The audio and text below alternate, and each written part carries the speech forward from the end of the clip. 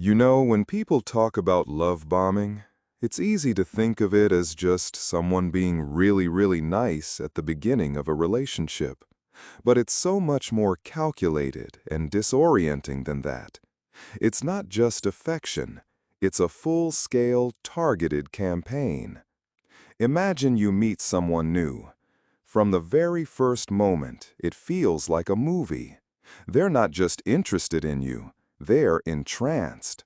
They text you good morning before you even open your eyes, and good night just as you're about to fall asleep. But it's the content that gets you. It's not just hi. It's a paragraph about how they were just thinking of your smile, or how something they saw reminded them of a story you told them on your first date. They remember every little detail you share and play it back to you, making you feel like you are the most fascinating person on the planet. The compliments are relentless. You're not just beautiful, you're a goddess.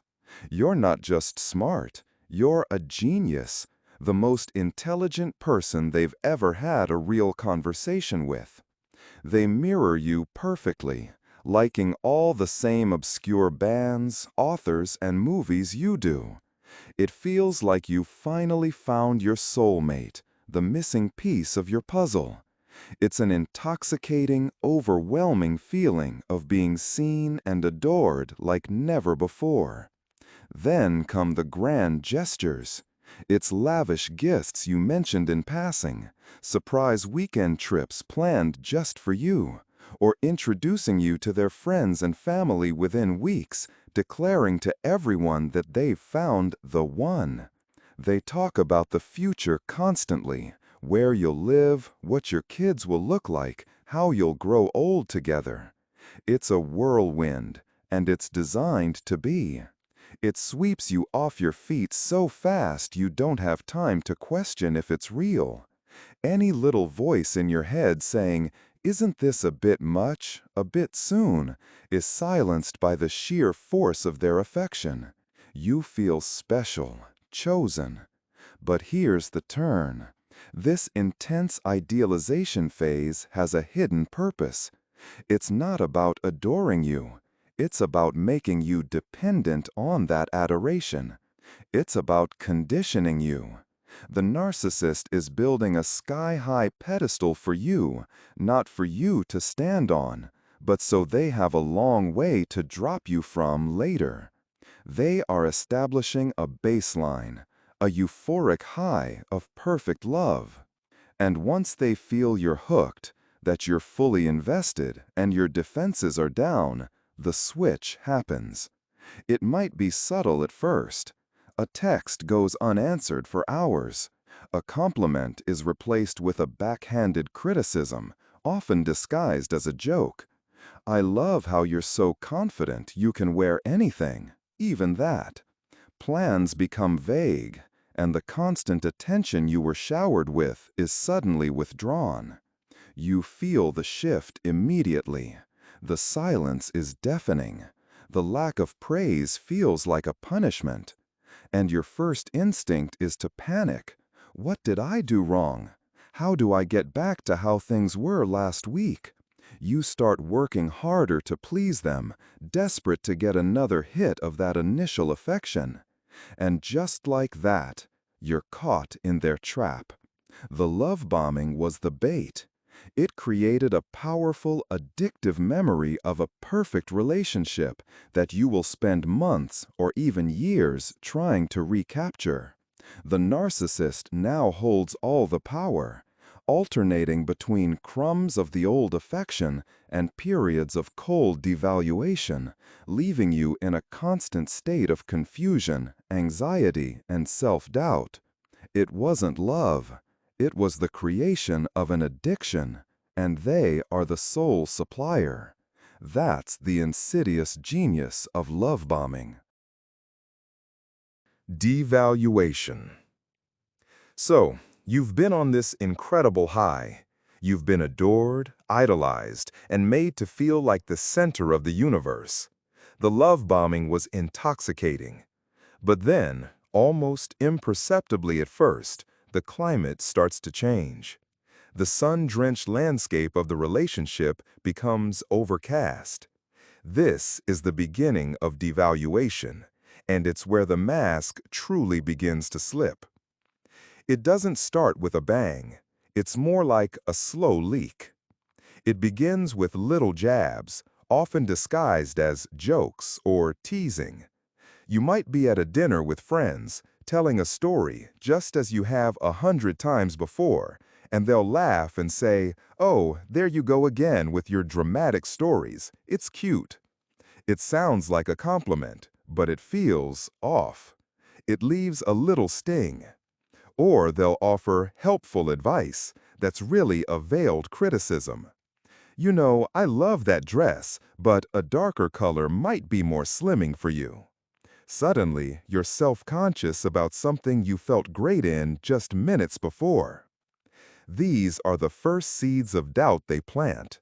The very things they once claimed to adore about you are slowly reframed as flaws. Your passionate nature is now too emotional or dramatic. Your thoughtful, analytical mind is now overthinking everything and making things difficult. Your close relationship with your family, which they once admired, is now evidence that you're not independent enough. As their confidence grows, the subtlety fades. The backhanded compliments turn into direct criticism. The teasing becomes outright insults. They'll start to criticize you in private. Then later, they won't hesitate to do it in front of others, which is deeply humiliating. They'll compare you unfavorably to other people, an ex, a coworker, sometimes even a complete stranger. "You know, Sarah's so easygoing. I wish you could be more relaxed like her." This is also when the moving the goalposts begins. You spend all day cleaning the house to make them happy, and they come home and point out the one tiny spot you missed. You try to be less emotional, and they accuse you of being cold and distant. You try to be more independent, and they accuse you of neglecting them. There is no winning. The game is designed for you to fail, because your failure is what feeds their sense of superiority. And the psychological effect on you is devastating. You exist in a constant state of confusion and anxiety, walking on eggshells, desperately trying to get back to the good old days of the love-bombing phase. You start to believe their narrative. Maybe I am too sensitive. Maybe I am difficult. Maybe I don't deserve to be treated well. Your self-esteem is systematically dismantled, piece by piece. You start to second-guess your own perceptions, your own worth. This is the entire point of the devaluation stage. By chipping away at your identity and confidence, the narcissist makes you easier to control. It isolates you because you become too ashamed to tell anyone what's happening. How do you explain to your friends that the perfect partner they all loved is now making you feel worthless? The devaluation phase isn't just a mood swing. It's a deliberate strategy to break you down, to ensure you feel too weak to leave, and to solidify their position of power and control over you. It's the cold, calculating flip side of the love-bombing coin. The silent treatment. The silent treatment, when a narcissist does it, is nothing like a normal person needing some space after an argument. It's not a timeout. It's a weapon. It's a profound and terrifying form of psychological punishment, and it's all about control. It usually starts abruptly. You might be in the middle of a disagreement. Maybe you pointed out something they did that hurt you, or you simply disagreed with their opinion on a movie. And then, it happens. The switch flips. The conversation is over. But it's not just that they stop talking. They stop acknowledging your existence. Imagine you're in the same room with them. You try to speak, and they don't look up. They don't flinch. They'll hum a tune, pick up their phone and scroll, or walk into the kitchen and make a snack, moving right past you as if you are a piece of furniture. You become invisible. You are a ghost in your own home. The feeling is absolutely maddening. At first, you're confused. Are they that mad? What did I do that was so terrible? Then, the panic sets in. You start to do anything to get a reaction. You apologize, even if you don't think you did anything wrong. You beg them to talk to you. You might even get angry and yell, just to try and break through the wall of silence. But all of your efforts are met with the same cold, blank indifference. Any reaction you give them, tears, anger, pleading, is exactly what they want. It's narcissistic supply. It confirms to them that they have complete power over your emotional state. They are the puppet master, and you are dancing on their strings. This can go on for hours or even days. The silence is heavy, suffocating. You can feel the tension in every room of the house. You start to question your own sanity. You replay the last conversation over and over, dissecting every word, convincing yourself that you are the one who is deeply flawed. Your entire world shrinks down to one desperate goal: getting them to talk to you again. And here's the most twisted part. When they finally decide the punishment is over, it's always on their terms. They will suddenly start talking to you again, often about something completely trivial, as if nothing ever happened. They might ask, "What's for dinner?" or comment on a TV show. If you try to bring up the days of silence, they'll dismiss it. "I don't know what you're talking about," they might say, a classic gaslighting move. Or they'll turn it back on you. "I wouldn't have to get quiet if you weren't so dramatic." You're left feeling so relieved that the silence is over that you drop the issue. You're just grateful to be back.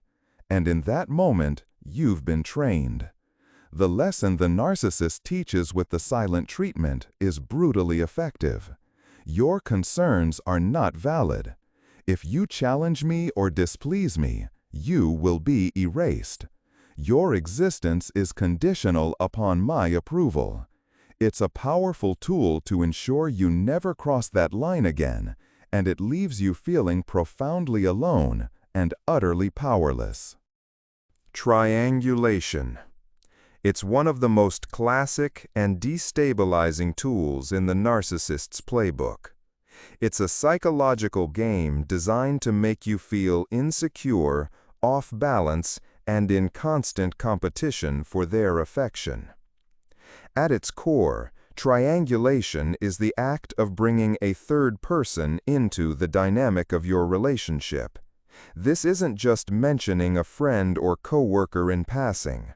It's a strategic move to create conflict, jealousy, and to control the narrative. Here's how it often plays out in a couple of ways. First, there's the triangulation that creates rivalry. The narcissist will constantly bring up another person to compare you to, making you feel like you're not quite good enough. It could be an ex, a coworker, a friend, or even a family member. They'll say things like, "You know, my ex was so ambitious. She really had her life together." Or, "I was talking to my colleague Jessica today. It's amazing how we can talk for hours. She just gets my sense of humor." The goal here is to plant a seed of insecurity in your mind. Suddenly, you're not just you anymore. You're you in comparison to Jessica. You start to feel a silent pressure to compete with this other person, to be funnier, more ambitious, or more understanding. You find yourself working harder to win the narcissist's approval, which is exactly where they want you. It gives them a sense of power, knowing that they are so desirable that people are competing for them. It keeps you on your toes and focused on them. The second, and perhaps more insidious, form of triangulation is when they use a third person to validate their side of the story and isolate you. Let's say you have an argument. An hour later, they might say, "I was just on the phone with my sister and I told her what happened. Even she agrees that you were overreacting." This is an incredibly powerful move. It takes a private disagreement between two people and turns it into a you versus us situation. Suddenly, you feel ganged up on. It makes you question your own judgment. Am I the crazy one? Is everyone against me? They are essentially creating an echo chamber for their own narrative, and you are on the outside.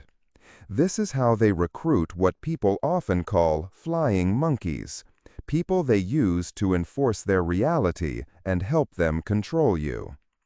Triangulation is devastating because it breaks the sacred trust of a one-on-one relationship. It tells you that you are not the priority, that you are replaceable, and that your feelings are not valid unless they are co-signed by someone else. They become the puppet master, not just of you, but of a whole web of relationships they've manufactured. At its heart, it's a tactic to make you feel insecure and alone, which makes you far easier to control. Let's talk about projection. This one is a real mind-bender, and it's at the very heart of why arguments with a narcissist feel so impossible and surreal. Think of projection like this. A narcissist cannot, under any circumstances, own the negative parts of themselves. Their shame, their insecurities, their dishonesty, their anger. All of it is so intolerable to their fragile ego that they can't even acknowledge it exists within them. So their mind performs a neat but destructive little trick. It takes all that internal trash and dumps it onto someone else. That someone is usually you. It's like they're a movie projector. Their own behavior is the film, but instead of watching it on a screen, they shine it directly onto you, and then react as if you're the source of the image. Here's a classic everyday example. A narcissist who is cheating, or is constantly thinking about cheating, will suddenly become incredibly suspicious of you. They'll start questioning where you've been, checking your phone, and accusing you of being secretive or flirting with others. They are literally projecting their own disloyalty and untrustworthy behavior onto you. You find yourself in the bizarre position of defending yourself against accusations that perfectly describe their own actions. It happens with other traits too. A narcissist who is feeling a lot of internal rage and being aggressive in a conversation will suddenly stop, look at you calmly, and say, "Wow, you need to calm down. Why are you getting so angry?" Meanwhile, you were the one trying to have a reasonable discussion while they were raising their voice. They've projected their anger onto you so they can play the role of the calm, rational one. If they are being selfish, they will accuse you of only ever thinking about yourself. If they are lying, they will call you a liar. They essentially accuse you of whatever it is they are guilty of themselves. Being on the receiving end of this is incredibly disorienting. It's a crazy-making experience because the accusation is not only false, but it's often the exact opposite of what is actually happening. It forces you onto the defensive for things you haven't done, and it slowly erodes your sense of reality. You start to second-guess yourself. Do I seem angry? Am I being selfish? The reason they do this is simple but profound: to preserve their false self-image of perfection. In their mind, they cannot be the flawed one. You have to be. By making you the liar, the cheater, or the angry one, they get to remain pure, righteous, and the victim of your bad behavior. Projection isn't just a defense mechanism. It's a fundamental tool they use to warp reality to fit their need to always be the good guy. Let's delve into what it looks like when a narcissist plays the victim.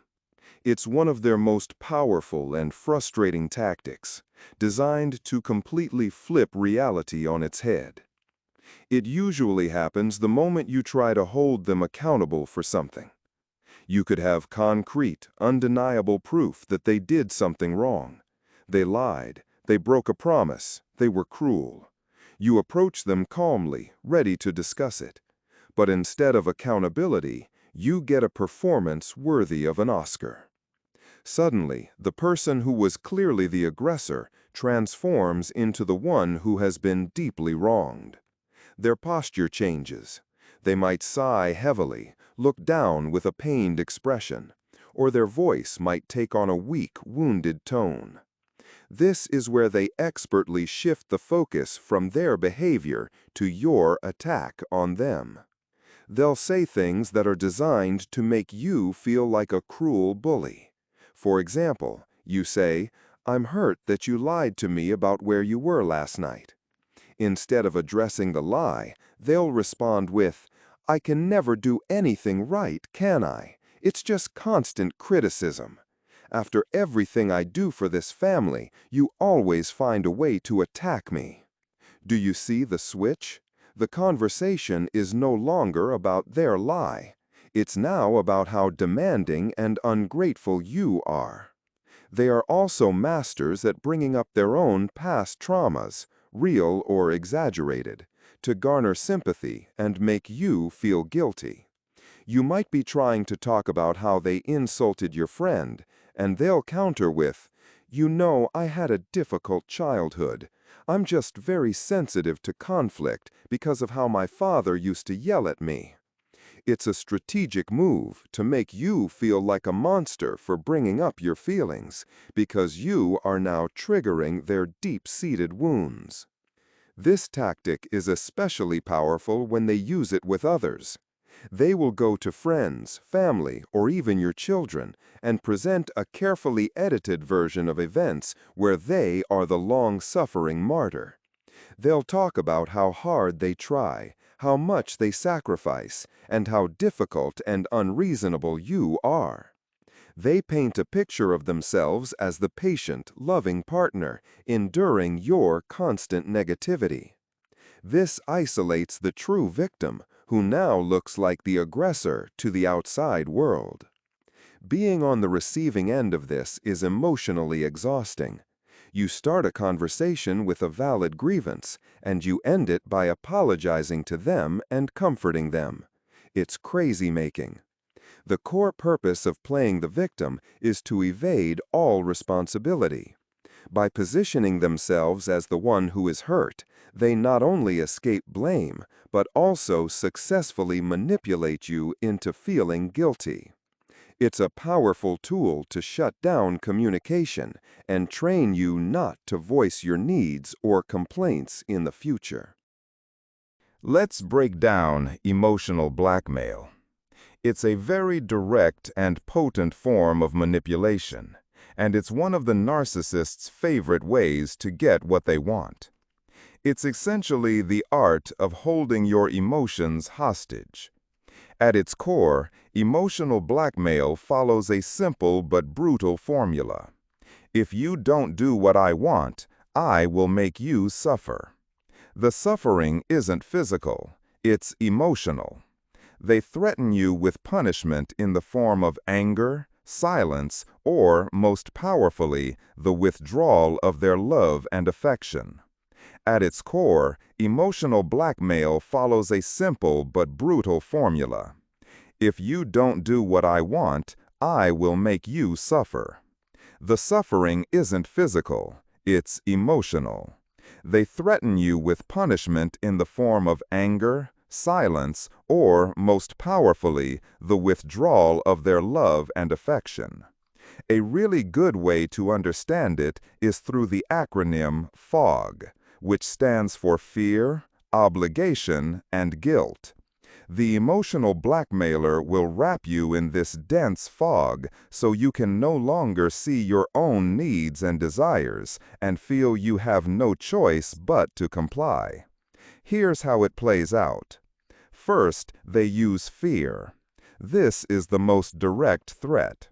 They make you afraid of the consequences of not doing what they want. It could sound like, if you go out with your friends tonight, don't be surprised if I'm in a terrible mood when you get back. This is a threat of punishment, of making the home atmosphere unbearable.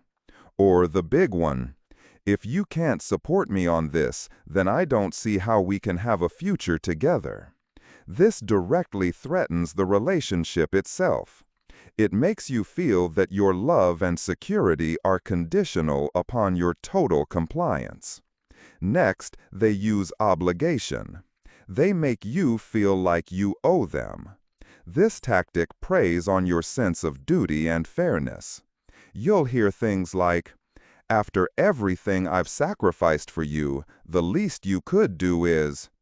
"As my partner, child, friend, it's your duty to stand by me no matter what."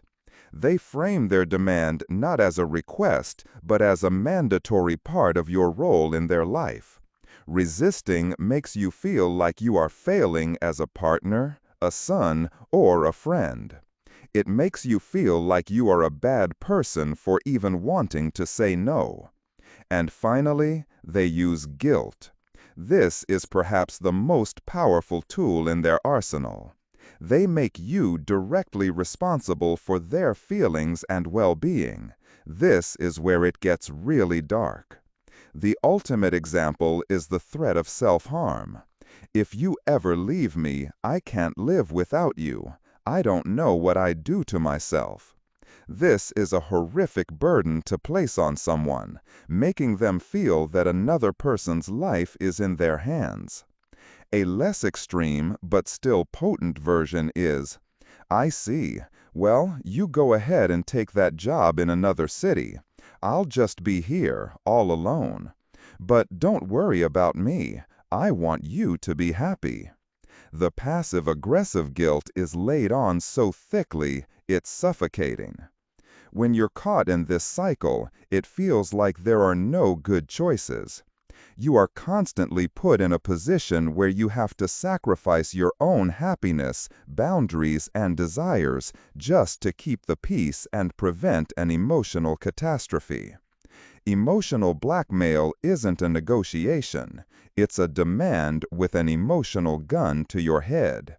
It's designed to make you feel trapped, and over time, it erodes your ability to even know what you want anymore.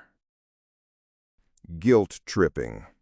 While it's a key ingredient in emotional blackmail, it also stands on its own as a pervasive and exhausting manipulation tactic.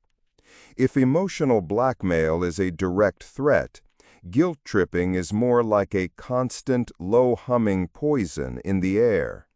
It's the art of making you feel perpetually responsible for the narcissist's unhappiness.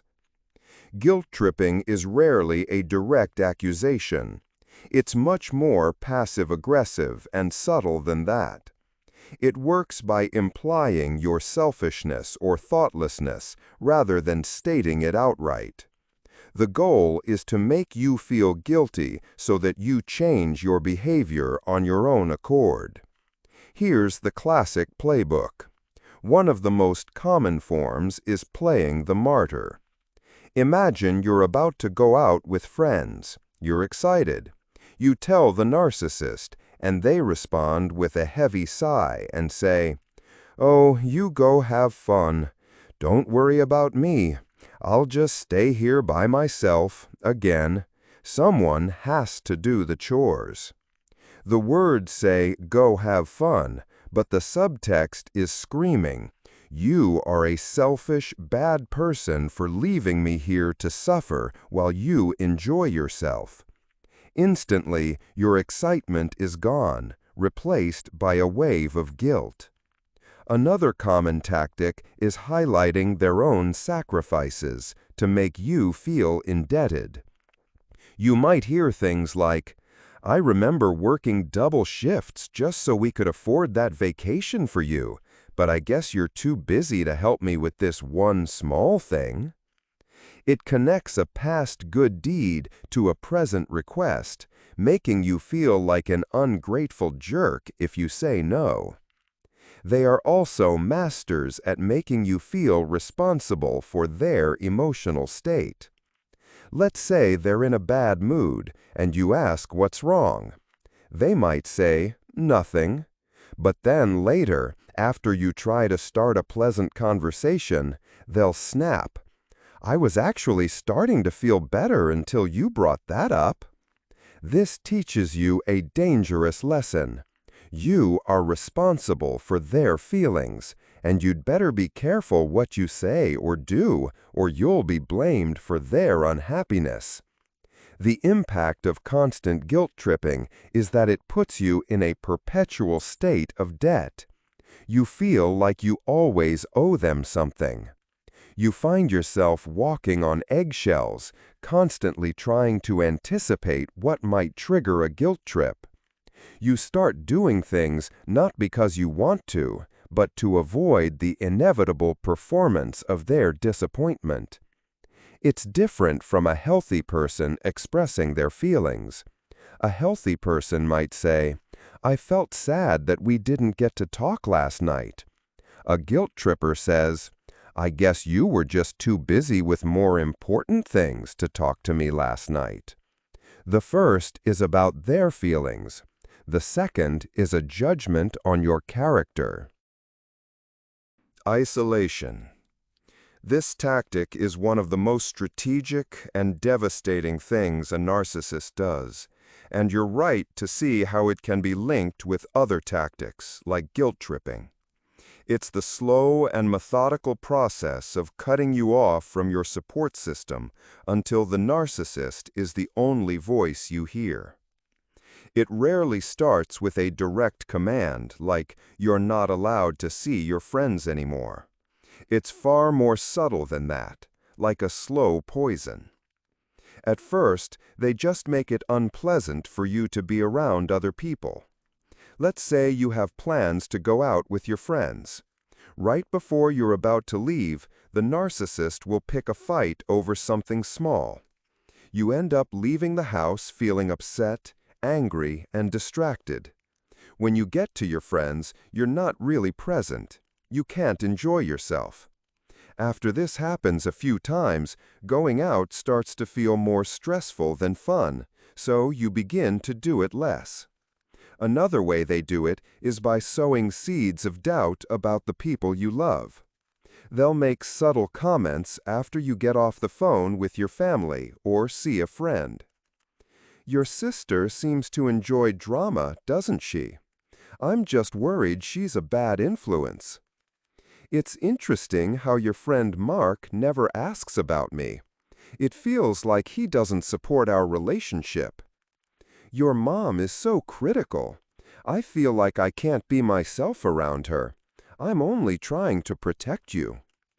They create a "you and me against the world" narrative.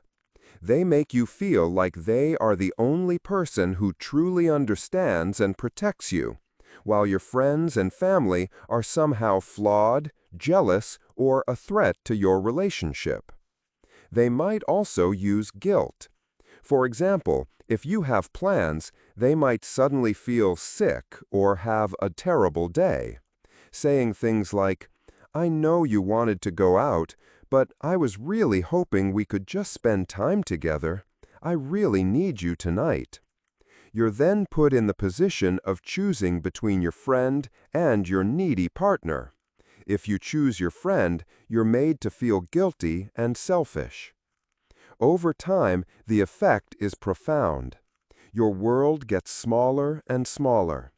You stop making plans because it's just easier than dealing with the fight or the interrogation that will follow. You start to pull away from people because you're second-guessing their intentions. Before you know it, the narcissist has become the center of your universe, not just emotionally, but socially too. The end game of isolation is total dependency. When you have no one else to talk to, you have no one to give you a reality check. There's no one to say, "Hey, the way they're speaking to you is not okay. The narcissist's voice becomes the only voice in your head, and their version of reality becomes your only reality. It creates a prison without bars, making it incredibly difficult to find the strength and perspective you need to leave. Hoovering. The name itself is so descriptive, and it comes from the Hoover brand of vacuum cleaners, because that's exactly what this tactic is designed to do: suck you right back into the narcissist's orbit after you've tried to leave or they've discarded you. Hoovering happens when the narcissist senses a loss of control. Maybe they're running low on narcissistic supply, that is, attention and validation. Or, more often, they see that you are actually starting to heal. Your happiness without them is a massive injury to their ego, and they often cannot stand it. So, they initiate the Hoover. It's crucial to understand that hoovering is almost never about a genuine desire to reconcile. It's about re-establishing control and reassuring themselves that they can still get to you. The tactics can range from the subtle to the incredibly dramatic. Here are some of the most common ways they do it. The accidental contact. You might get a text message out of the blue that says something like, "I miss you more than words can say." Then, a minute later, another text arrives. "Oh my God, I am so sorry, that was meant for someone else." It wasn't. It was a calculated little dart thrown your way to see if it would get a reaction, to plant the idea in your head that they're still thinking of you, all while giving them plausible deniability. Appeals to nostalgia. They are masters of timing. On your birthday, your old anniversary, or another significant date, your phone will light up. It might be a simple, "Happy birthday, was just thinking about you and hope you're doing well." It seems innocent, but it's designed to pull you right back to the good times, to make you forget the pain and remember the initial love bombing. They might also send an old photo of you two looking happy, or mention they heard your song on the radio. The sudden crisis. This is a big one. They'll contact you in a manufactured state of panic. They might claim a parent is sick, they're about to be evicted, or that they are deeply depressed and scared and you are the only one who ever understood them. This preys directly on your empathy and your history of caretaking for them. It makes you feel responsible for their well-being, and it's very hard to ignore. The grand "I've changed" performance. This is the most overt hoovering maneuver. They will reappear, seemingly out of nowhere, with a flood of apologies and declarations of love. They'll tell you how wrong they were, how they've been to therapy, how they've had a life-changing epiphany. They will promise you the world and swear that this time things will be different. This is, essentially, a new, condensed round of love bombing, designed to get you to lower your guard and let them back in. Being on the receiving end of a Hoover is incredibly confusing. It can give you a powerful hit of false hope. You might think, maybe they really have changed this time. Maybe they finally see my worth. But it's a trap. Hoovering isn't a bridge back to a healthy relationship. It's a revolving door back into the same cycle of idealization, devaluation, and discard. Its only purpose is to see if they can still control you. The cycle of idealization and devaluation. This isn't just one tactic. It's the very engine that powers a narcissistic relationship. It's the constant, dizzying push and pull between putting you on a pedestal and knocking you off it. And it's what creates such a powerful and damaging bond. Think of it like a roller coaster. The first part is the slow climb up. This is the idealization phase, or the love bombing we've talked about. In this stage, you are perfect.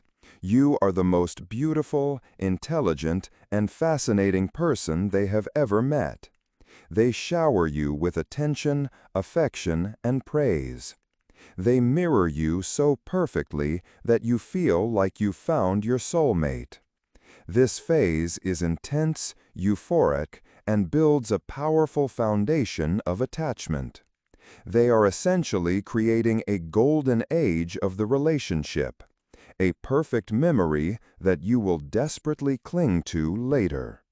Then, just as you reach the peak of that roller coaster, feeling secure and adored, comes the stomach-lurching drop. This is the devaluation phase. Without warning, the adoration vanishes. The person who once worshipped you now seems annoyed by your very presence. The compliments are replaced with cutting remarks, jokes at your expense, and outright criticism.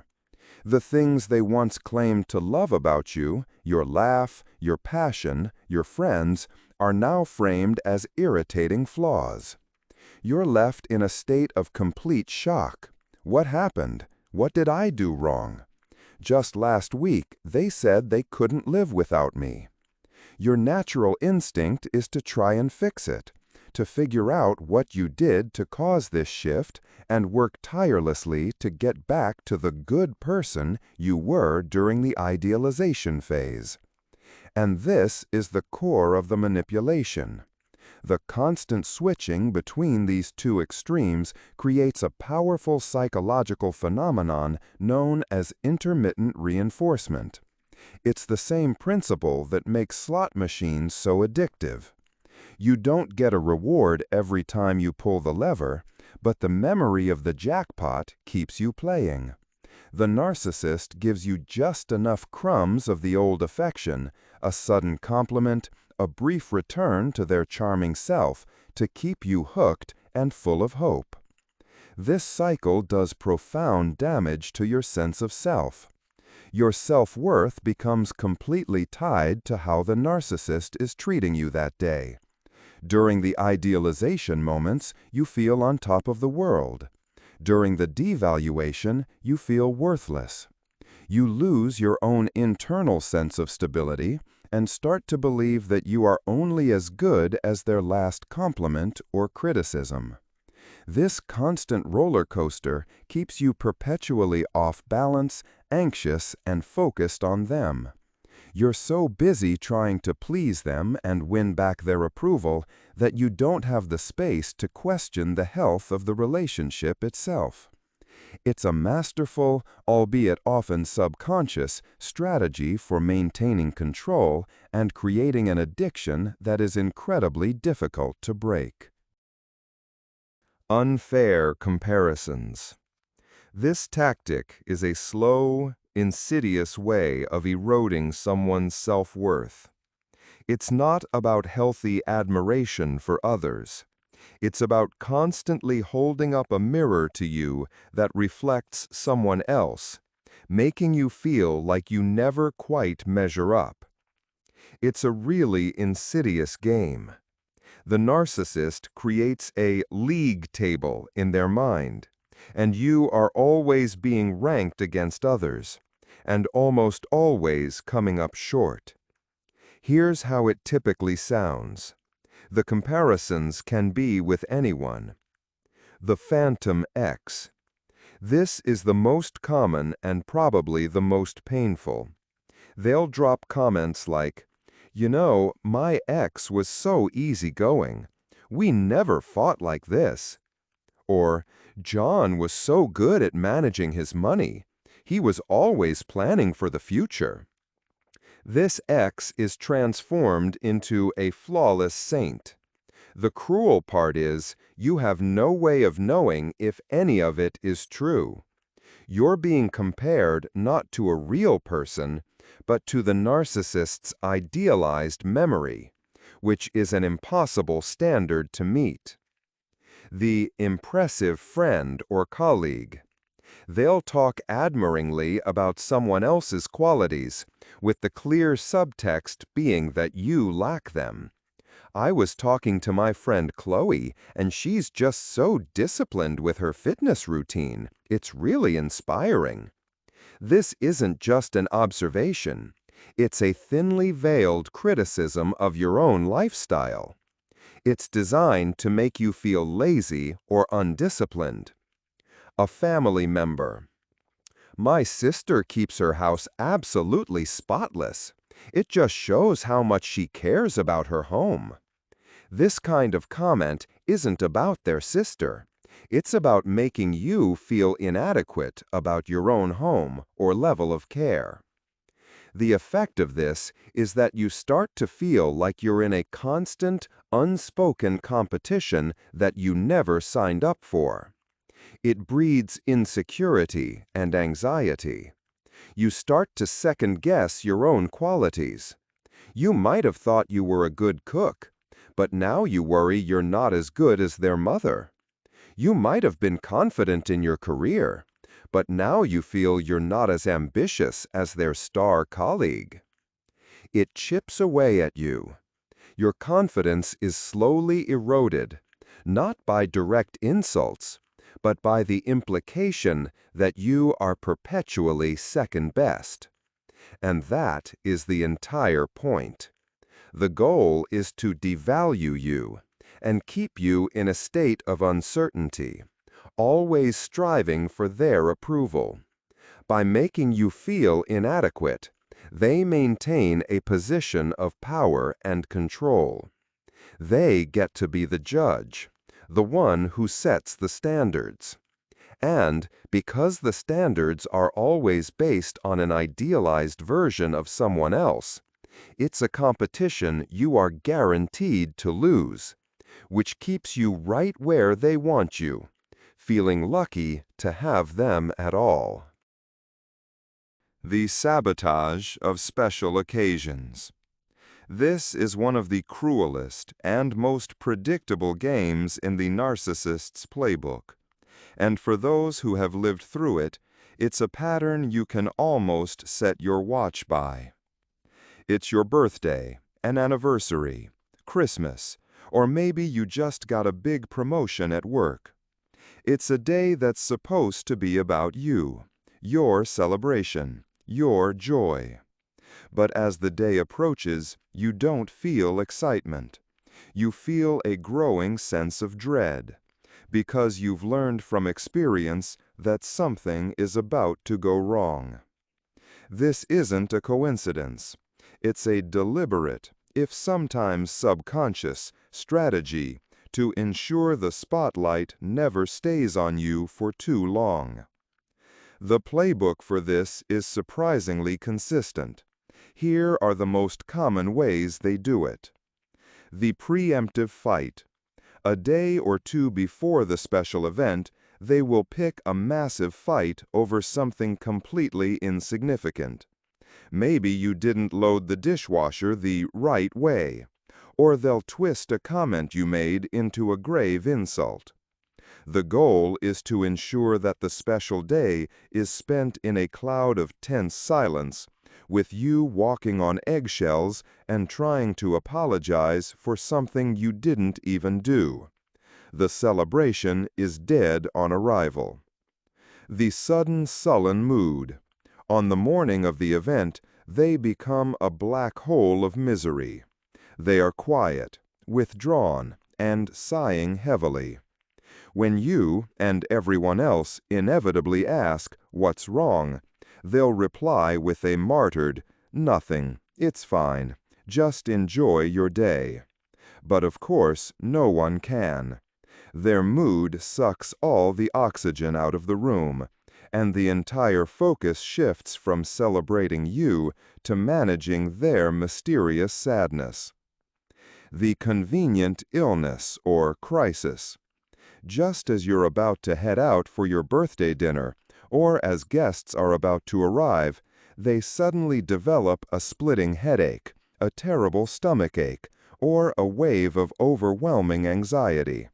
Suddenly, the event is either canceled or completely overshadowed.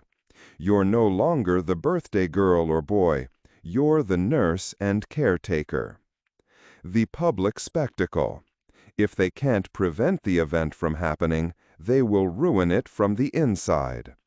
At your celebration dinner, They might make a passive-aggressive toast that's actually a veiled insult. They might bring up an embarrassing story about you in front of your friends and family. Or they'll drink too much and become argumentative, ensuring they become the chaotic center of attention. The reason behind all this is simple and profoundly selfish. They cannot stand it when the spotlight is not on them. Your joy, your achievements, and the positive attention you receive from others are a direct threat to their ego. It feels like a theft of the attention that they believe should always belong to them. By sabotaging your special day, they send a powerful message. Your happiness is on my terms. I am the one who gives it, and I am the one who can take it away. Over time, this tactic conditions you to stop looking forward to your own celebrations. You learn to associate your happiest moments with anxiety, drama, and pain. It's a truly insidious way they steal your joy and keep you firmly under their control. Let's delve into false empathy. This is one of the most confusing and insidious tools a narcissist uses because it mimics one of the most important forms of human connection.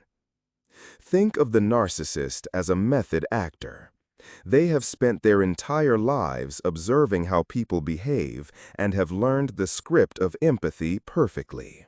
They know what to say, what tone of voice to use, and what facial expressions to make. They can deliver a flawless performance of a caring, understanding person. But it's just that, a performance. They feel none of the emotion behind it. Here's a typical scenario. You come home from work, visibly upset. Maybe a project failed, or a colleague said something cruel. You're on the verge of tears. The narcissist sees this, and their empathy program kicks in. They'll stop what they're doing, turn to you with a look of deep concern, and say, "Oh, my darling, what happened? You look so upset. Come here." They'll wrap their arms around you, stroke your hair, and listen intently as you pour your heart out. They'll validate your feelings, agreeing that your boss is a monster and your colleague is a fool. In that moment, you feel seen, heard, and supported. You feel like you're with a partner who truly gets you and cares about your pain. You allow yourself to be vulnerable. But here's the tale. Here's how you know it was false. That empathy has an expiration date.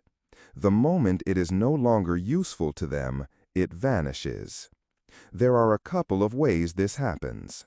The most common is that the information you shared in that vulnerable moment gets stored away to be used as a weapon later.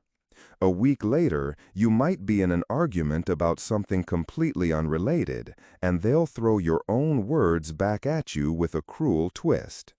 Well, maybe if you weren't so emotional all the time, your boss would take you more seriously. You were a mess last week.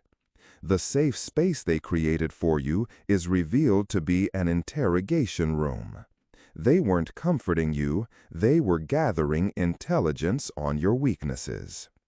Another way the mask slips is how quickly they pivot the conversation back to themselves.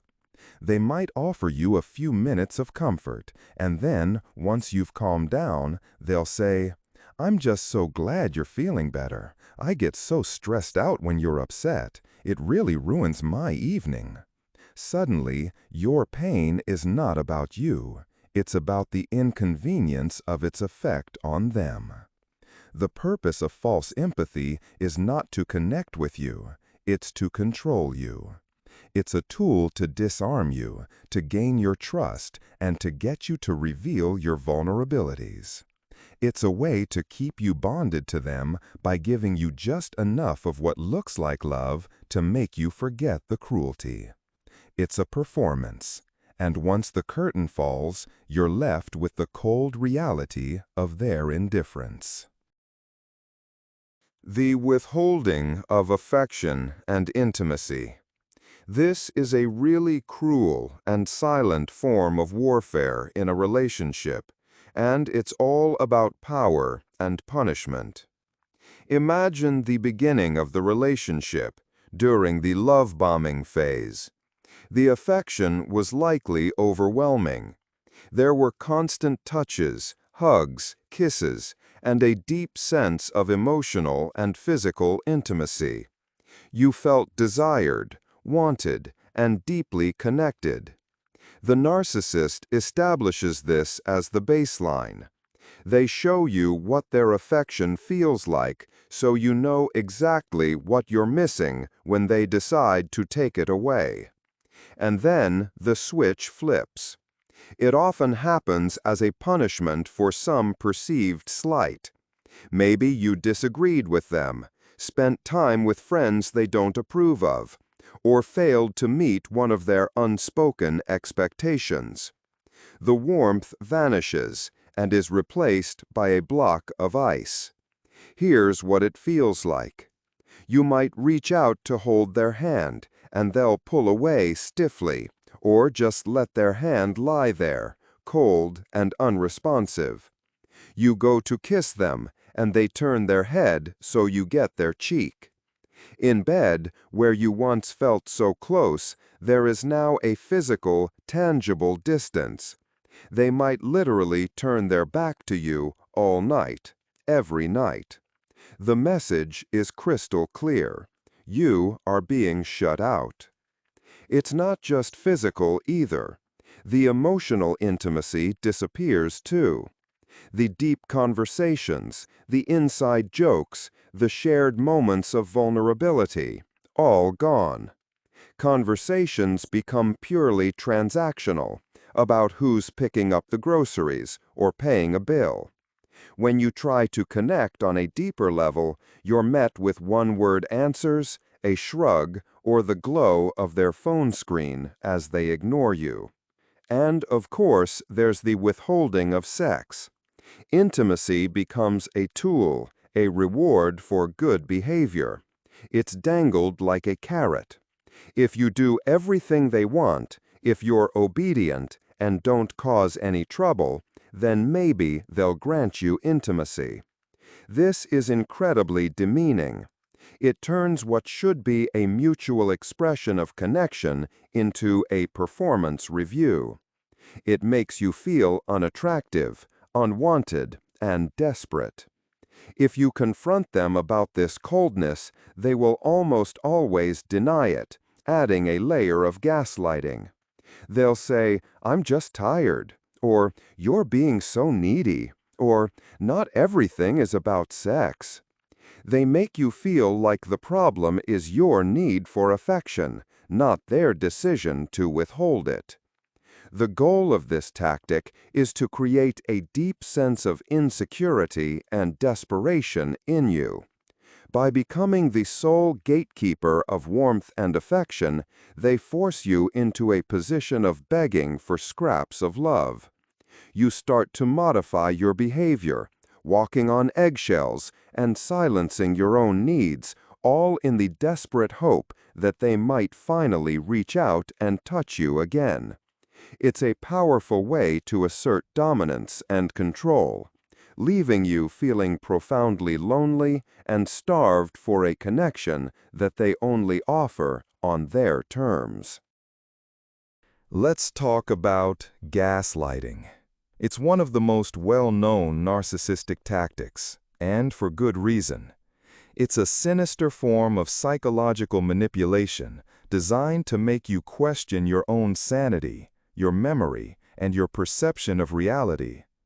The term itself comes from a 1944 movie, Gaslight, where a husband systematically makes his wife believe she's going insane by, among other things, dimming the gas-powered lights in their house and then insisting it's all in her head. That's the perfect metaphor, because gaslighting is the slow, deliberate dimming of your reality until you no longer trust what you see. It doesn't usually start with big, obvious lies. It starts small. For example, the narcissist says they'll call you at 5 p.m. When they don't, and you ask them about it later, they'll say, "I never said that. I said I'd call after 5. You might be sure you heard them correctly, but it's a minor detail, so you think, okay, maybe I misheard." That's the first seed of doubt. Then it escalates.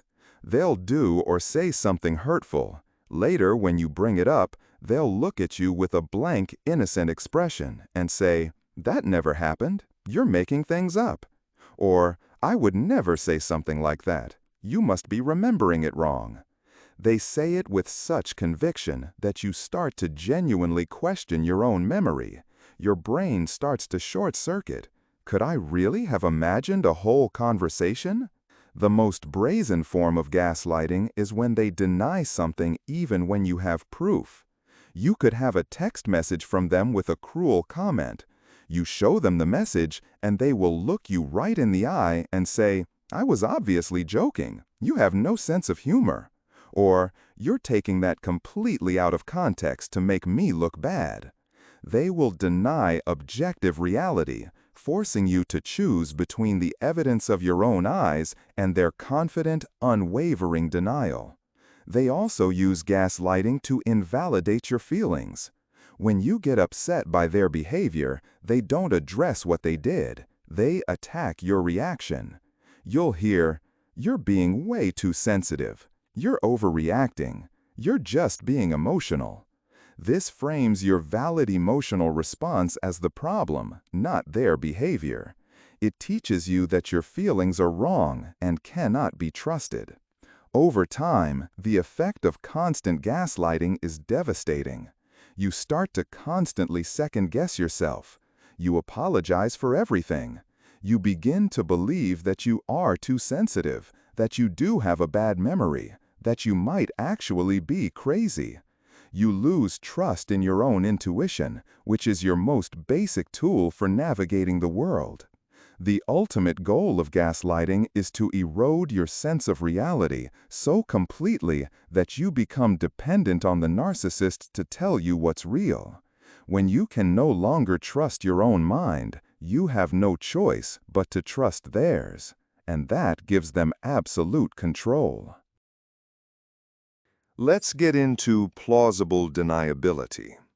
If gaslighting is a sledgehammer to your reality, plausible deniability is a stiletto. It's more subtle, more sophisticated, but it can be just as damaging. It's the art of hurting you while making sure they always have an escape hatch. This tactic isn't about denying that an event happened. It's about denying the malicious intent behind it. The narcissist constructs their words and actions in a way that gives them a plausible, innocent explanation, leaving you feeling hurt but unable to prove their guilt. The most classic example is the "I was just joking" defense. Imagine you're at a dinner with friends, and the narcissist shares a story that's deeply embarrassing to you. They'll tell it with a laugh, framing it as a cute, funny anecdote. But it stings. It's a jab disguised as humor. Later, when you're alone, you say to them, "I felt really humiliated when you told that story tonight." Their response is immediate and predictable. "What? It was a joke? God, you're being so sensitive. Everyone was laughing. Can't you take a joke?" And just like that, the tables are turned. The issue is no longer their cruel comment. It's your supposed lack of a sense of humor. They've built plausible deniability into the insult. Because it was framed as a joke, they can claim a completely innocent motive, and you're looking like the unreasonable one. Another way they do this is with vague promises and ambiguous language. You might ask them for help with something important over the weekend. They'll say something like, "Yeah, I'll definitely try to be there for that." When the weekend comes and they're a no-show, you confront them. Their defense is ready. I said I would try. I never made a firm promise. You know how busy I am. You shouldn't have just assumed I'd be there. They didn't technically lie, but they intentionally misled you, leaving you stranded while being able to claim complete innocence. This tactic allows them to operate with a hidden agenda. They can forget to pass on an important phone message, accidentally break something you cherish, or give you a backhanded compliment like, "That dress is so brave. I could never pull that off." Each action is hurtful, but each comes with a built-in plausible excuse. "I forgot. It was an accident. I was trying to be nice." The effect of this is incredibly frustrating. It's crazy-making because your intuition is screaming that their intent was to hurt you, but their words are so carefully chosen that you can't pin them down. Arguing with them feels like trying to catch smoke. Over time, it makes you doubt your own judgment about people's intentions, leaving you feeling, well, too sensitive, which is exactly what they want you to believe. Deflection, or changing the subject. It's a classic conversational maneuver a narcissist uses to evade accountability, and it is maddeningly effective.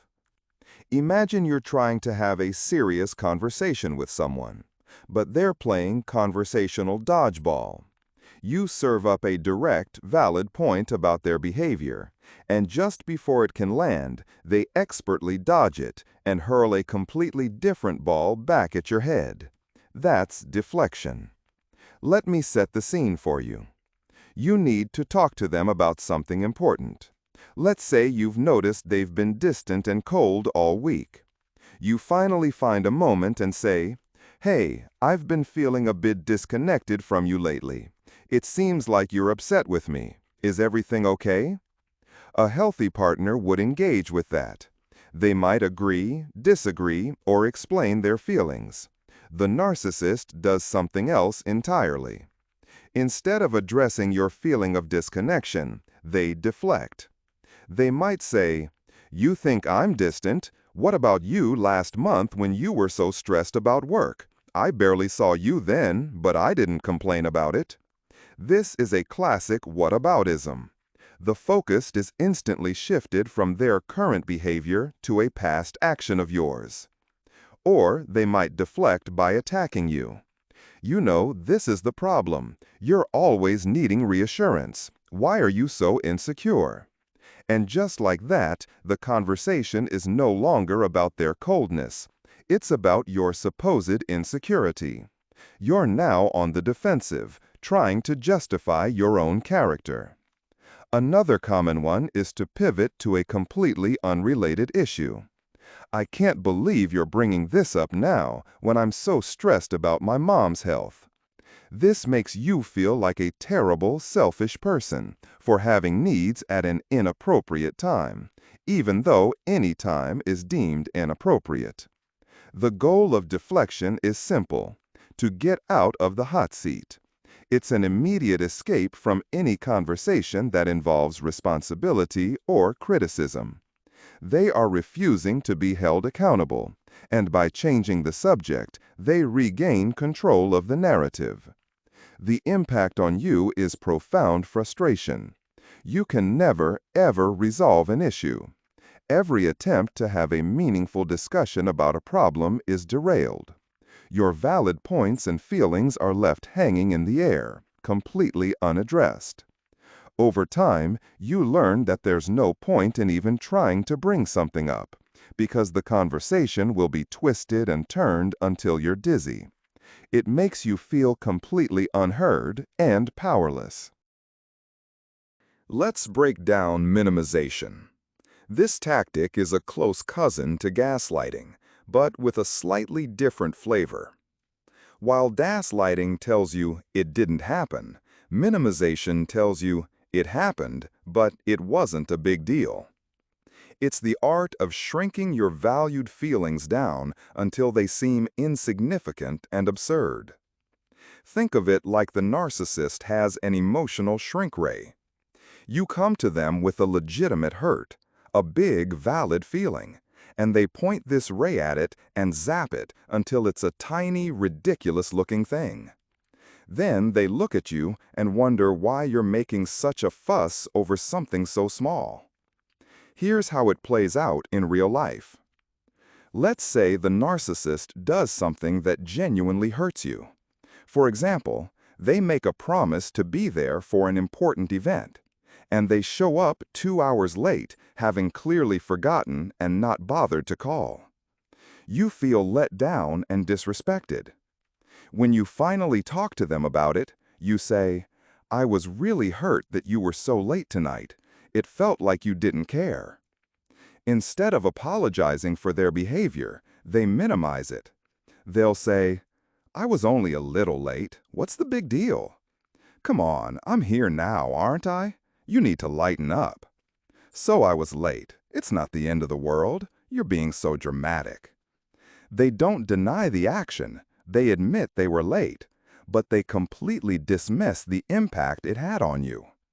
They shrink your feeling of being disrespected into a petty complaint about punctuality. It happens with all sorts of behaviors. If they yell at you and you say you were scared, they'll say, "I barely raised my voice. You're so sensitive." If they break something of yours, they'll say, "It was just an old thing anyway. It wasn't worth that much." If they betray a confidence, they'll say, "It's not like I told your biggest secret. It wasn't that important." The goal of minimization is to evade responsibility. If their action wasn't a big deal, then they have nothing to apologize for and no reason to change their behavior. It's a way of saying, "My action was acceptable, but your reaction to it is the real problem." Being on the receiving end of this is incredibly invalidating. It makes you feel like your emotional compass is broken. You start to second-guess yourself constantly. Am I overreacting? Am I being too dramatic? Should this not have bothered me? It teaches you that your feelings don't matter, that they are an inconvenience. Over time, you learn to stop voicing your hurt because you know it will just be dismissed as an overreaction. And that's the ultimate win for the narcissist. You, silenced, feeling completely alone with your emotions. Sweeping generalizations. This is a nasty little trick of language a narcissist uses to turn a specific issue into a global attack on your character. It's a way to ensure they win an argument by disqualifying you as a person. The two favorite weapons in this fight are the words always and never. With these words, they can take one single isolated incident and blow it up into a permanent personality flaw. It's not about what you did. It's about who you supposedly are. Here's how it works. Let's say you're running late from work and you forget to take the trash out. It's a simple human mistake.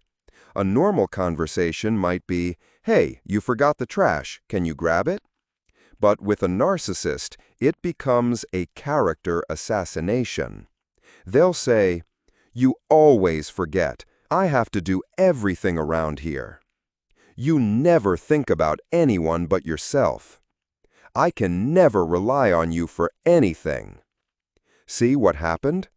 A simple act of forgetting has been transformed into proof that you are a thoughtless, selfish, and unreliable person at your core.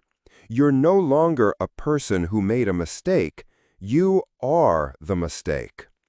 This tactic is incredibly effective because it's impossible to defend against.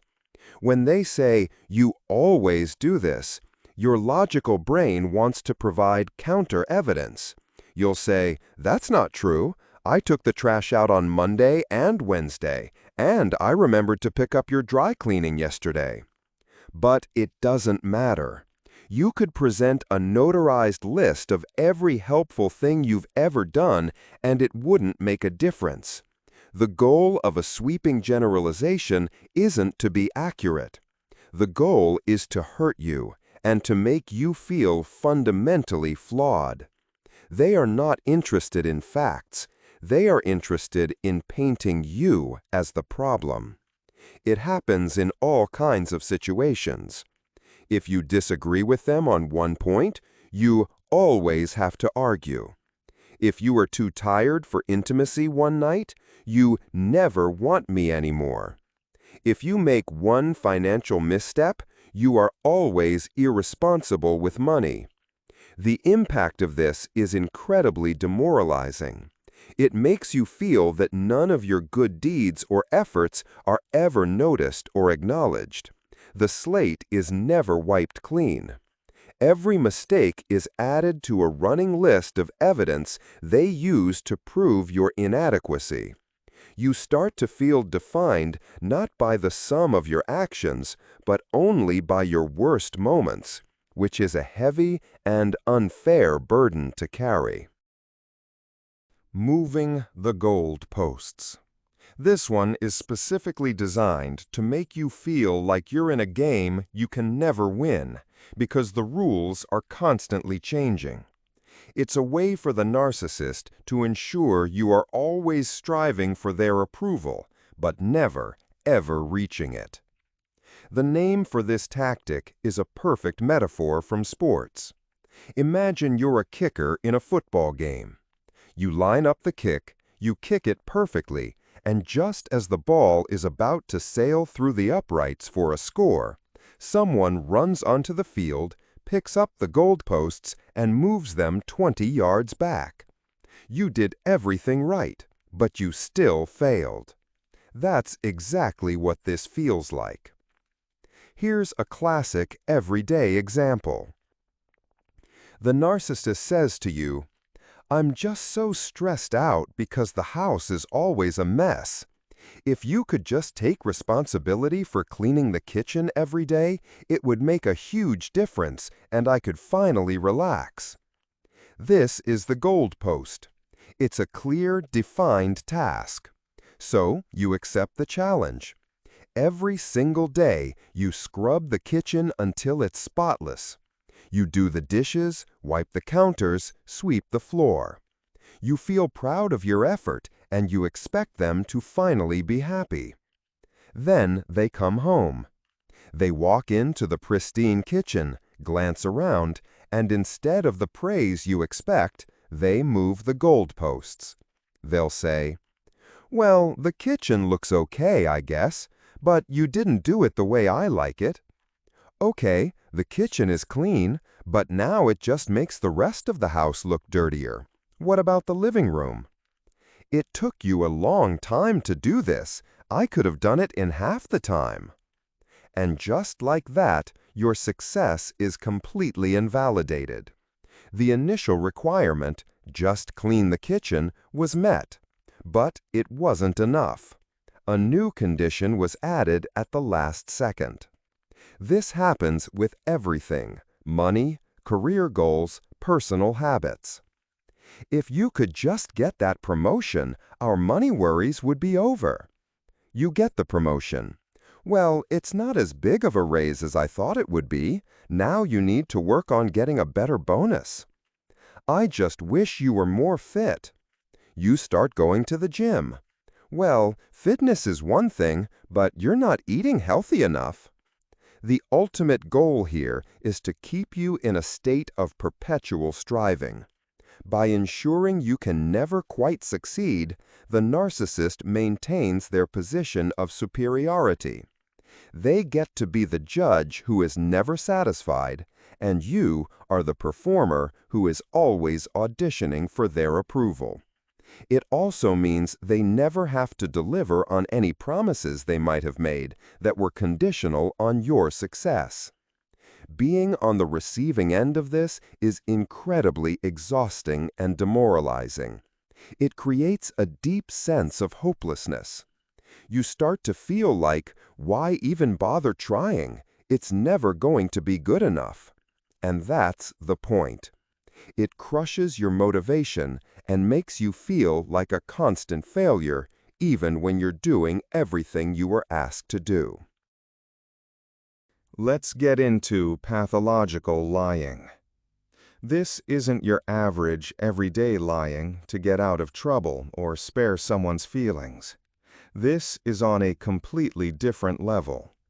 For the narcissist, lying is more like their native tongue, and the truth is a foreign language they only use when it's absolutely necessary. It's a compulsive, chronic habit of dishonesty that is so ingrained they often do it for no apparent reason at all. This is what makes it so crazy-making. The lies generally come in two flavors. First, you have the grandiose lies. These are the big, elaborate stories they tell to construct their false self. This is the foundation of the impressive, exciting persona they present to the world. They might claim to have a degree from a prestigious university they never attended. They'll tell heroic stories about their past, their impressive family connections, or their wild successes in business. They might casually mention famous people they know, or exotic places they've lived. These lies are all designed to build a myth around them. They are covering up a deep-seated feeling of inadequacy with a fantasy world in which they are special, accomplished, and important. You might be with them for years before you discover, often by accident, that a huge part of their life story is completely fabricated. Then you have the second flavor, and this is where things get really weird. The pointless, mundane lies. These are the little, everyday lies that have no clear benefit, and they are incredibly unsettling. You ask them what they had for lunch, and they say a salad. Later, you find a receipt for a pizza in their coat pocket. They tell you a long story about the terrible traffic they hit on the way home, but their navigation app shows a clear, quick route. They tell you a friend said something interesting, but when you see that friend later, they have no idea what you're talking about. Your brain struggles to make sense of it. Why would they lie about that? There's nothing to game. What is the point? The pointlessness is the point. For some, it's just a compulsion, a default setting. For others, it's about maintaining a constant state of control over the narrative, no matter how small. It's about ensuring that the reality you experience is always the one they are creating for you. It can also be a way for them to test your boundaries and see what they can get away with.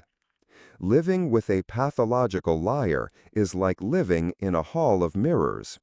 You are constantly disoriented. The ground beneath you never feels solid because you start to realize that anything they say, from their opinion on a movie to their entire life history, could be a complete fabrication. It completely erodes the foundation of trust. You get to a point where you simply cannot believe anything they say. This creates a profound sense of loneliness and instability. You feel that you don't really know the person you sleep next to every night, because the person they present to you is just a character in a story they are constantly writing. Word salad. This is one of the most disorienting and exhausting tactics a narcissist uses in an argument. It's designed to make you feel like you're going crazy, so you'll eventually just give up. Imagine you put the topic of your argument into a conversational blender, but you also throw in a bunch of random, unrelated things. Past fights, psychological jargon, accusations, and non sequiturs. Then you hit puree and spray the resulting mess everywhere. That's a word salad. It's not a debate. It's a vortex of verbal chaos. Here's how a simple confrontation can devolve into a word salad. You start with a very clear and simple point. Let's say, "I'm upset because you promised you would be home for dinner at 7 p.m. and you came home at 10 p.m. without calling." A normal conversation would revolve around that issue. But the narcissist doesn't engage with it. Instead, they begin the word salad. Their response might sound something like this. "So you're upset about the time? Time is a construct. You're focusing on a bourgeois concept of punctuality because you lack the ability to see the bigger picture. This isn't about dinner. This is about your need for control. It's the same control issue your mother has, which I've told you about before. You're always trying to put me in a box, just like she does. And frankly, I was out having a very important discussion about a potential business venture, something that would benefit this family. And you're worried about a cold dinner? It just shows a fundamental lack of support. Remember 2 years ago when I supported you through that thing with your job? This is the thanks I get. It's just a pattern of disrespect." Your brain just blue screens. Wait, what? How did we get from you being late for dinner to the bourgeois concept of time, my mother, a business deal I've never heard of, and something that happened 2 years ago? You can't even respond to it because it makes no sense. It's a web of circular reasoning, blame shifting, projection, and irrelevant historical data. If you try to grab onto one thread, like, "What does my mother have to do with this?" they'll just spin that into another vortex of nonsense. The goal of a word salad is not to win an argument with logic. The goal is to make the argument impossible to have. It's to confuse you, frustrate you, and exhaust you mentally until you just shut down. The narcissist wins by being the last one standing after you've retreated in sheer bewilderment. It's an incredibly effective way to avoid accountability. You walk away from the conversation with a headache, feeling completely unheard, and the original issue is not only unresolved, but completely buried under a steaming pile of verbal garbage. It teaches you that trying to have a rational discussion with them is a complete waste of energy.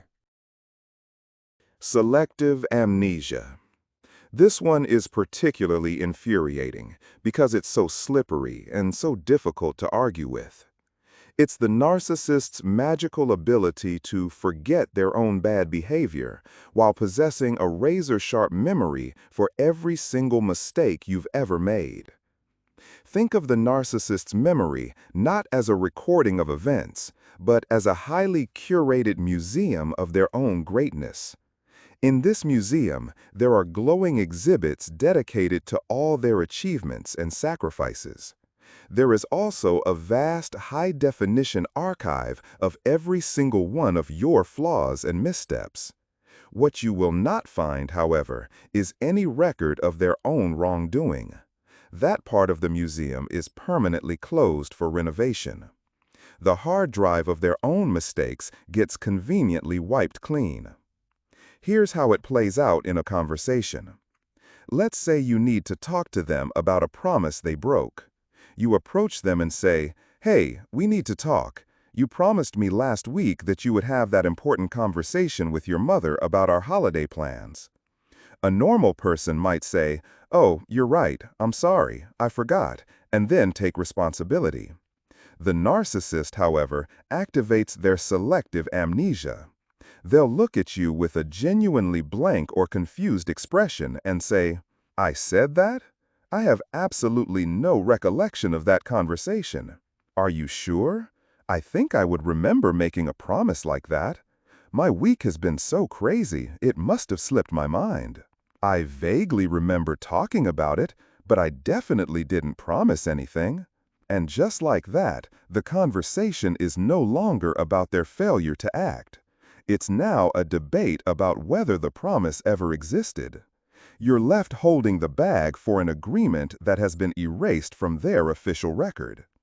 This amnesia applies only to their transgressions. They will conveniently forget the cruel things they said in a fight, the money they spent without telling you, or the agreement they made to do something helpful. But the most maddening part is the flip side. In the very same conversation where they can't remember what they did yesterday, they can suddenly recall with perfect, vivid clarity that time you were rude to their friend 7 years ago. Their memory for your mistakes is flawless. The goal of selective amnesia is the ultimate evasion of accountability. It's a step beyond just lying. It's a way of saying, you cannot hold me responsible for something that doesn't exist in my reality. It's a form of gaslighting that makes you feel like you're the crazy one for remembering things that they have so conveniently forgotten. It leaves you feeling completely alone with your experiences, like you're the sole keeper of the relationship's true history, which is an exhausting and thankless job. Rewriting history. If tactics like gaslighting and selective amnesia are the individual bricks, then rewriting history is the entire twisted fortress they build with them. This is the grand project of altering the past to fit whatever narrative serves the narcissist in the present.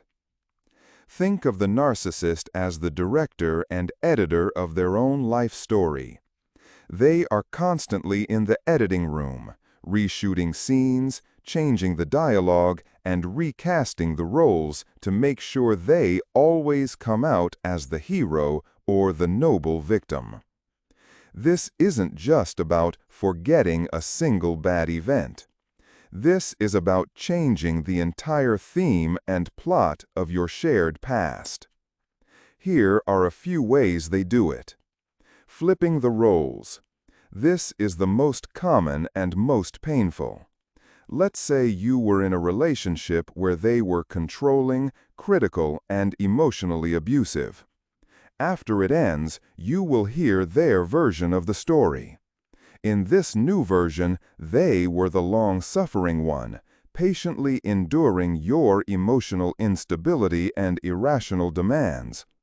They will tell friends and family with deep sincerity how they tried so hard to fix you or save the relationship, but you were just too difficult. They have recast themselves as the martyr and you as the villain. Erasing the good times. During the devaluation or after a discard, they need to justify their cruelty. To do this, they will completely erase the love-bombing phase. The beginning of the relationship, which you remember as intense and wonderful, will be rewritten as a time when they saw the red flags from the start. They'll claim you were always a bit crazy or needy from day one. This justifies their current coldness and makes you question the happy memories you thought were real. Reframing their bad behavior. They will take their worst actions and give them noble new motivations. Their intense jealousy and possessiveness? In the rewritten history, that was just them being fiercely protective because they loved you so much.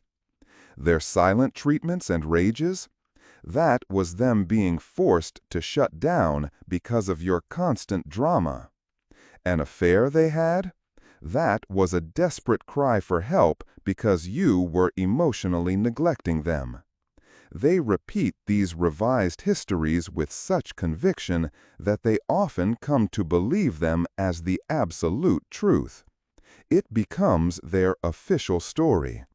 Arguing with it is useless, because you aren't just questioning a memory, you are attacking the very foundation of their blameless identity.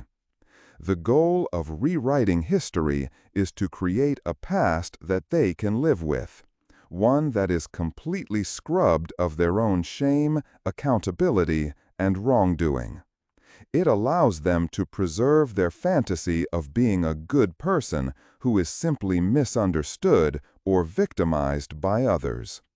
For you, the actual victim, it is a profound violation. It feels like someone has broken into your mind and spray-painted over your most important memories. It's a special kind of psychological theft that can leave you questioning not just the past, but your own ability to perceive reality correctly. The smear campaign. This is narcissistic abuse going public. It's a vicious, calculated, and often preemptive strike designed to destroy your reputation and isolate you from your support system. It's the narcissist's way of controlling the narrative and winning the breakup.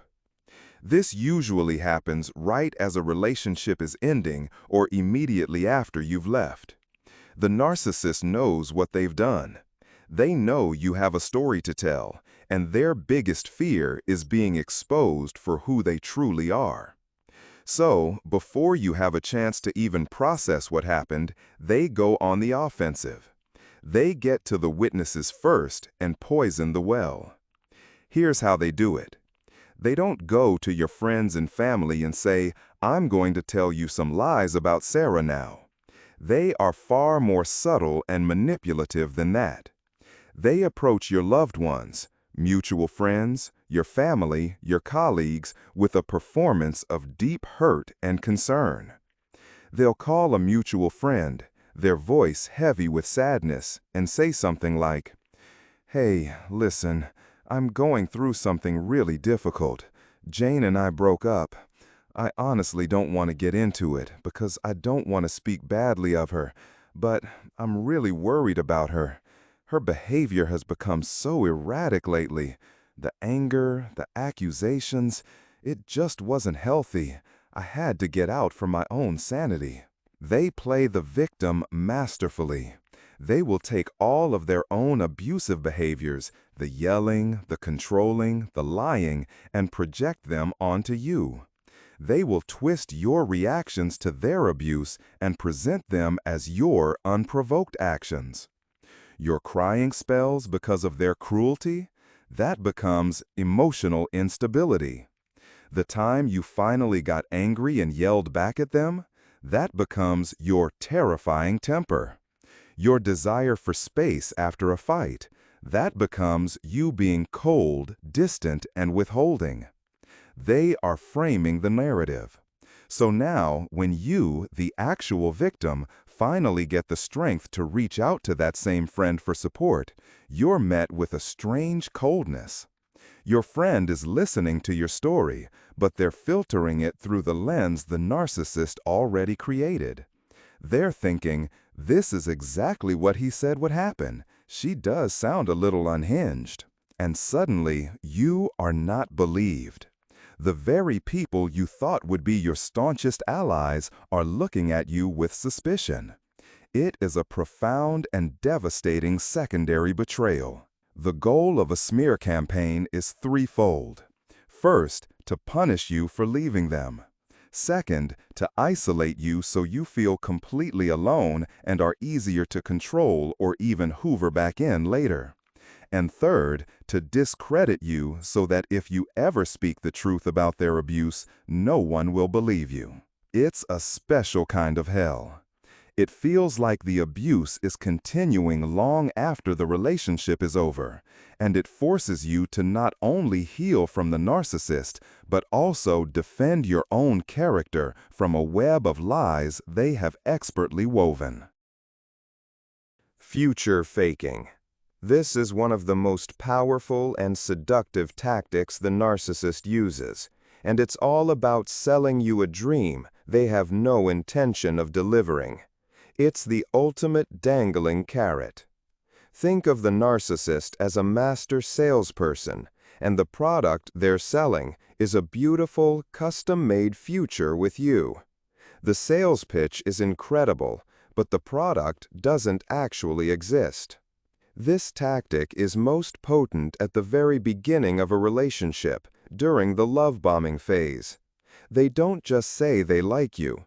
They paint a vivid, detailed masterpiece of your life together.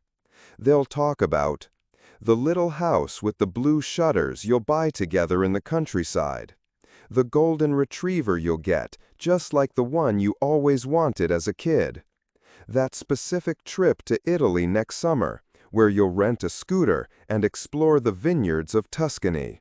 They'll even talk about what your children will look like, or what song you'll dance to at your wedding. The details are so specific and so tailored to your own dreams that it feels incredibly real.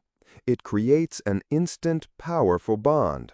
You think, wow, this person is serious. They want the exact same things I do. This is it. It makes you feel secure and encourages you to invest your emotions deeply and quickly. You're not just falling for the person, you're falling for the beautiful life they've promised you. Then, as the relationship progresses and the devaluation begins, future faking becomes the anchor that keeps you there.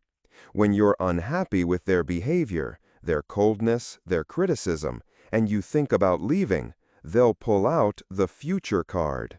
You'll say, "I can't do this anymore. You're not treating me right." They'll respond with, "Baby, don't give up on us. I know things are tough right now, but you have to remember our plan. Remember Italy? Remember that house? We're so close. Just be patient. Once this stressful project at work is over, everything will go back to being perfect, and we can focus on our future." It's a cruel bait and switch. They use the promise of a wonderful tomorrow to make you tolerate an unacceptable today. But the future never arrives. Next summer comes and goes, and the trip to Italy is never booked. There's always a new excuse, a new delay, a new reason why the dream has to be postponed. The goal of future faking is to get what they want in the present. They are trading a fantasy for your very real present-day loyalty, support, and adoration. It keeps you hooked on hope, sacrificing your current happiness for a future that will never materialize. The final realization that the entire life you were building in your mind was a lie is utterly devastating. You end up grieving not just the person you thought they were, but the beautiful future you were so sure was coming.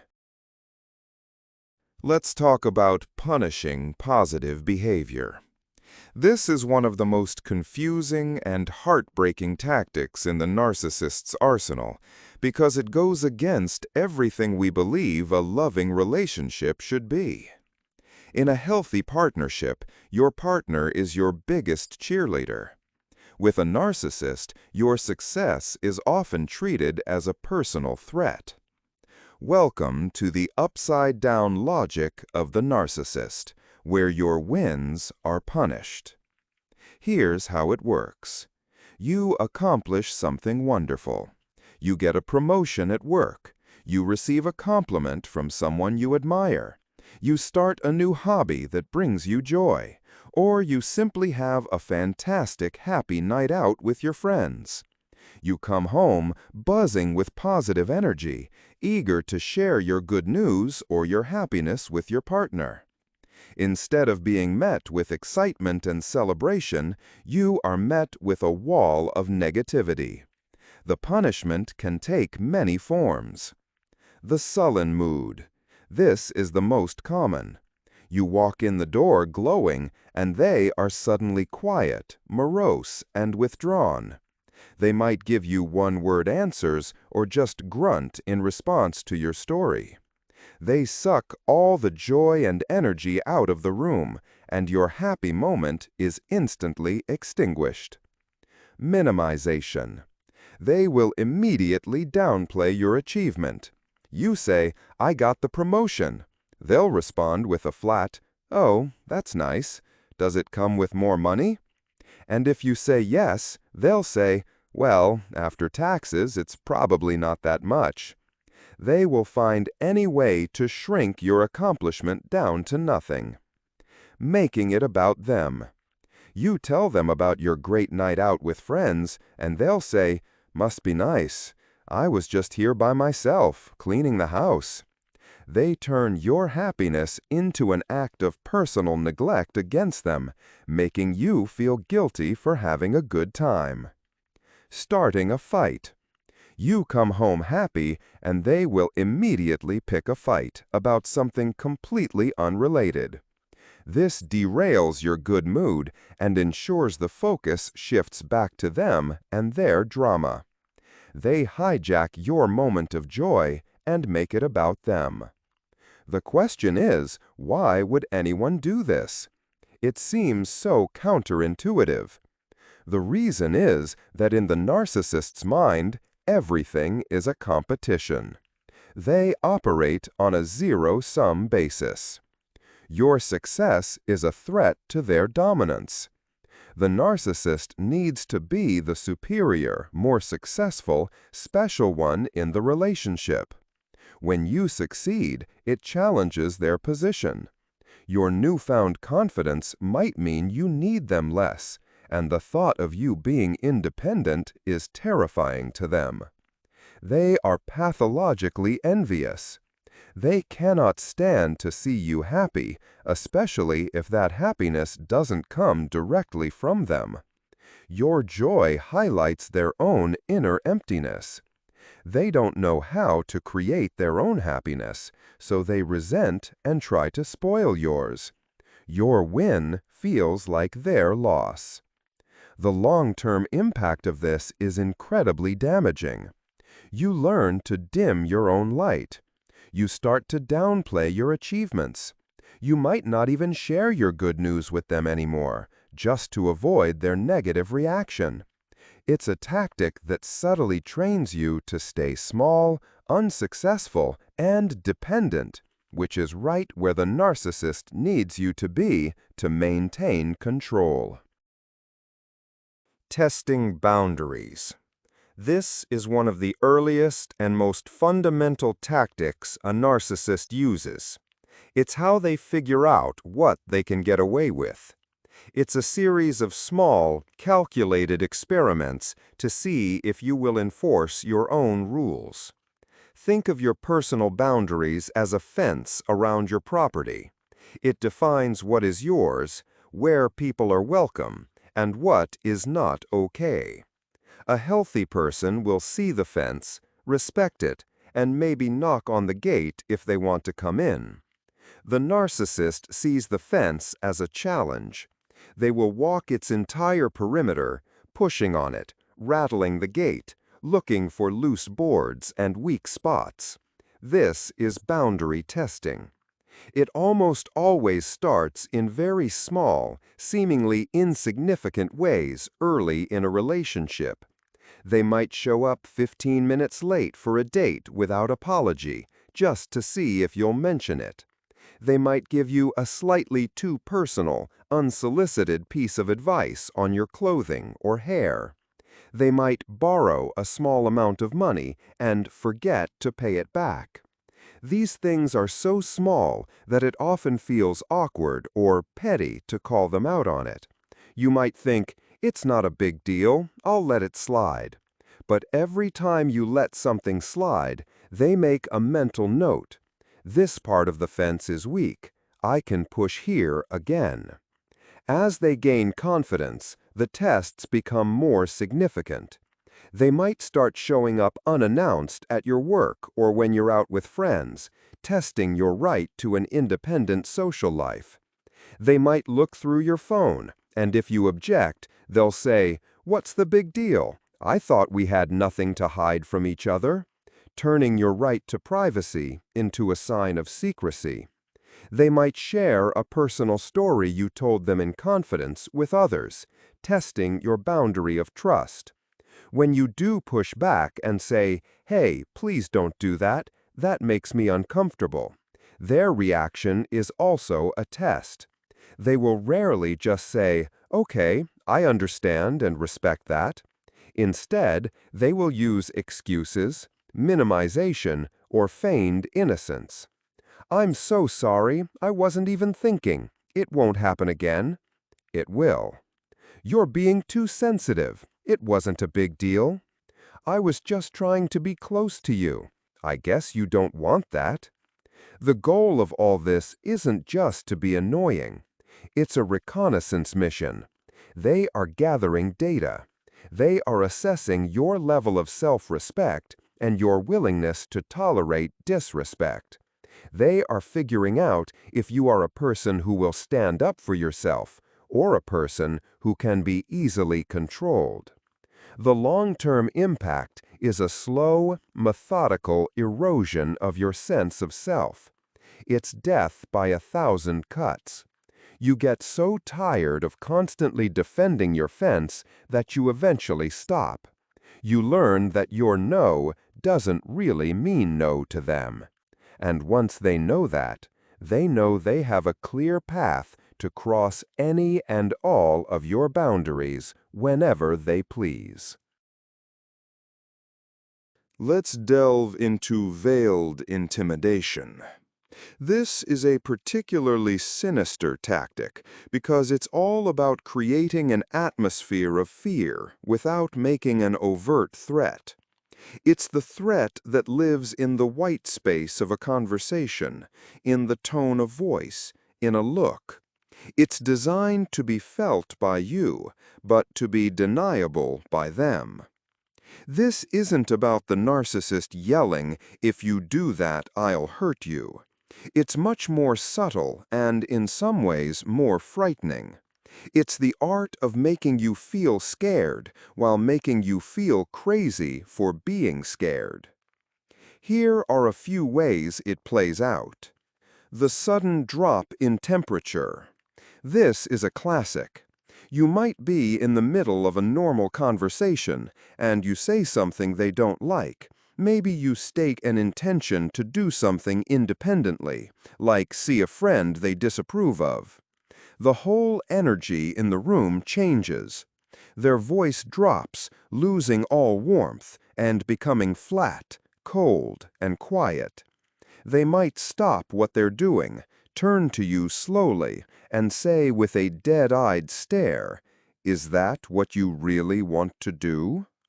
The words themselves are innocent, but the delivery, the coldness, the intensity, it's a clear, unspoken threat. The message is, proceed at your own risk. There will be consequences. The aggressive gesture. During an argument where you're holding your ground, they won't touch you. Instead, they'll make a sudden, violent gesture directed at an inanimate object. They might slam their fist on the table, punch a wall near your head, or throw their phone across the room. Then they'll say something like, "I'm just so frustrated." But the display is not about their frustration. It's a demonstration of their physical power. The message is, "Look what I'm capable of. This could have been you." It's a way of terrorizing you into submission without technically laying a hand on you. The vague, ominous warning. This is often used when you are trying to leave them or hold them accountable in a serious way. They'll say something that sounds like it's out of a movie. "You should be very careful. You wouldn't want to make a decision you'll regret. You have no idea what I'm capable of when I'm pushed. I wouldn't want to be your enemy." These aren't specific threats, but they are designed to let your own imagination fill in the blanks with terrifying possibilities. It's a way to paralyze you with fear of the unknown. The goal of veiled intimidation is to control you through fear while maintaining plausible deniability. They can always say, "What? I didn't threaten you. I just asked a question." Or, "I was just angry. I would never hurt you." The impact on you is that you are forced into a state of hypervigilance. You become an expert at reading their every subtle shift in mood, tone, and body language, constantly scanning for danger. It's incredibly stressful and exhausting. It's like living in a ghost story where you are the only one who can see the ghost. You feel the fear, but you can't prove to anyone else why you're so scared. Financial exploitation. This is one of the most practical and insidious forms of control, because it's not just about manipulating your emotions. It's about manipulating your real-world freedom. It's about building a prison with invisible financial bars. This abuse rarely starts with overt theft. Like most narcissistic tactics, it begins subtly, often disguised as an act of love or care. It might start with a seemingly romantic gesture. They'll say, "You work so hard, honey. Don't you worry about all these bills and finances. Let me handle everything. I'll take care of you." It sounds wonderful, like you found a true provider who wants to take the stress off your shoulders. But what you're often doing is handing over the keys to your independence. Soon, the dynamic begins to shift. They take control. They might insist that all paychecks go into a joint account that they exclusively manage. Suddenly, you have to ask for money to buy groceries or clothes. You're put on an allowance, and every receipt is scrutinized. You start to feel like a child asking a parent for your weekly allowance, even when it's money that you yourself earned. The humiliation is a powerful tool of control. They create dependency. They might actively discourage you from working or pursuing your education. They'll say, "We don't need the money. I'd rather have you here at home." Or they will sabotage your job by starting fights before you leave for work, calling you constantly throughout the day, or making you late. Their goal is to make you financially dependent on them, because a dependent partner is a trapped partner. There's a glaring double standard. While your spending is policed and criticized, theirs is often reckless and impulsive.